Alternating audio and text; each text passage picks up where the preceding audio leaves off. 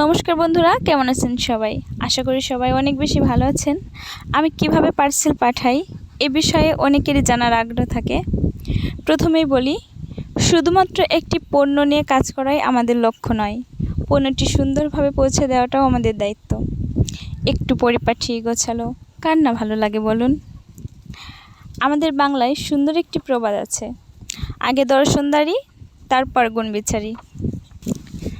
আচ্ছা ভাবুন তো, আপনি একটি পণ্য হাতে পেয়েই পণ্য দেখার পূর্বে যদি আপনার মন ভেঙে যায়, তাহলে আপনার কেমন লাগবে?